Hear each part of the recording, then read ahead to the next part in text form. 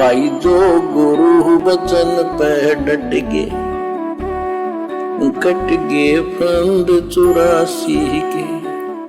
यह आध्यात्मिक ज्ञान के अभाव के कारण प्रेरणा बनी है ये भौतिक वस्तुएं संग्रहित करने की। परमात्मा आप जी को आपका संस्कार देता है, आपका किया कुछ नहीं हो रहा। उस बूढ़े की बात को माने कि पुत्र के होने से, वंशवृद्धि होने से संसार में नाम बना रहता है। एक गांव में प्रारंभ में 4 या 5 व्यक्ति थे, उनके वंश के सैकड़ों परिवार बने हैं, उनका वंश चल रहा है, उनका संसार में नाम भी चल रहा है। परंतु शास्त्र अनुकूल विधि से भक्ति न करने से परमात्मा के विधान अनुसार वह भला पुरुष कहीं गधा बनकर कष्ट उठा रहा होगा। वहां पर तो गधे के वंश की वृद्धि करके, फिर कुत्ते का जन्म प्राप्त करके, फिर वहां कुत्ते वाले कुल की वृद्धि करके, अन्य प्राणियों के शरीर प्राप्त करके असंख्य जन्म कष्ट उठाएगा। भावार्थ है कि मानव जीवन प्राप्त प्राणी को चाहिए कि सांसारिक कर्तव्य कर्म करते करते आत्म कल्याण का भी कार्य करें। लोग कहते हैं मेरे तो 2 बेटे हो गए, दोनों बेटों के 2-2 बेटे हो गए, मेरा तो खानदान चल गया, मेरा तो वंश चल गया। परमात्मा कहते हैं आज तो यहां पर तू वंश चला के चला गया, तेरी बहुत सारी पीढ़ियां चल गई, तेरे नाम से उस नगर का नाम भी रख दिया गया, लेकिन सत भक्ति ना करके मरने के बाद तू तो बना फिर रहा है गधा। तू तो गधा बन के फिर रहा है और गधे की योनि में फिर तेरा नया वंश शुरू हो गया और पीछे तेरे नाम के नगर बसे हुए हैं। अब तूने क्या देखा, तूने उस नगर का क्या आनंद उठाया गधा बन के। तो परमात्मा कहते हैं ऐसे ऐसे वंश तो ना जाने हमने कितने चला दिए। ये जन्म हमें असंख्यों बार मिल गए, असंख्यों बार, क्योंकि अभी तक हम सत भक्ति पर दृढ़ता के साथ नहीं लगे, इसलिए हम मोक्ष प्राप्त नहीं कर पाए जो इस मनुष्य जन्म से करना था। क्योंकि हमें सच्चे सतगुरु नहीं मिले, और सच्चे सतगुरु मिले तो हमने उनकी बातों को मजाक में ले लिया, हल्के में ले लिया।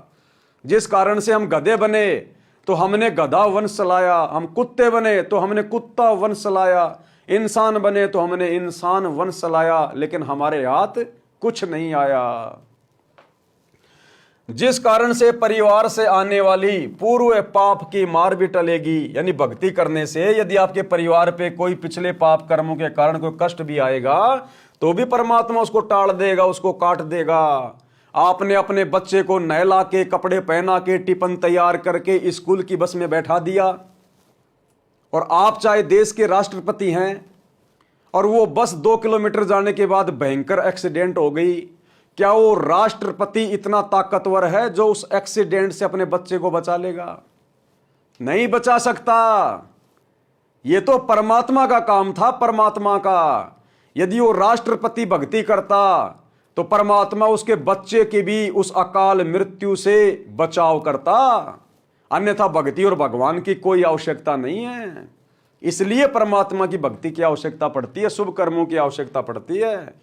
जिस कारण से परिवार से आने वाली पूर्व पाप की मार भी टलेगी, परिवार खुशहाल रहेगा, अन्यथा शुभ अशुभ दोनों कर्मों का फल भोगने से कभी सुख तथा कभी दुख का कहर भी झेलना पड़ता है। यदि हम पूर्व जन्म की भक्ति के कारण वर्तमान जीवन जी रहे हैं, बड़े सुखी हैं, और वर्तमान में सच्चे गुरु की भक्ति हम कर नहीं रहे, क्योंकि नकली गुरुओं की भक्ति से तो हमारे भाग्य में कुछ चेंज होता नहीं है। सुख है तो सुख भोगना पड़ेगा, दुख है तो दुख भोगना पड़ेगा। हम मान लेते हैं अपने नादानी के कारण कि मैंने जो गुरुजी बना रखे हैं इनके कारण मुझे सुख हो रहे हैं। नहीं, आपके पिछले जन्म के संस्कार ही आपको मिल रहे हैं, और उन संस्कारों के कारण आपके घर में बेटा पैदा हो गया, आपने बेटे को पढ़ाया लिखाया, आपने बेटे को नौकरी लगा दी, और आपके बेटे की शादी की तैयारी हो रही है। और जैसे ही आप जी बारात लेके गए, आप जी अखबारों में पढ़ते हैं रास्ते में एक्सीडेंट हो गया, दूल्हा मर गया, साथ में 4 आदमी और मर गए। अब बताइए भाई साहब, आपके धन ने, आपके देवताओं ने, आपके नकली गुरु ने आपका क्या बचाव कर लिया?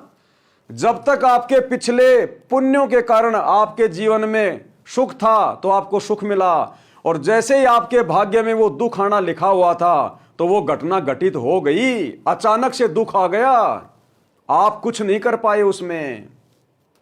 और यदि आप सतगुरु की शरण में होते तो सतगुरु आपके उन आने वाले दुखों को भी सुखों में परिवर्तित कर देता।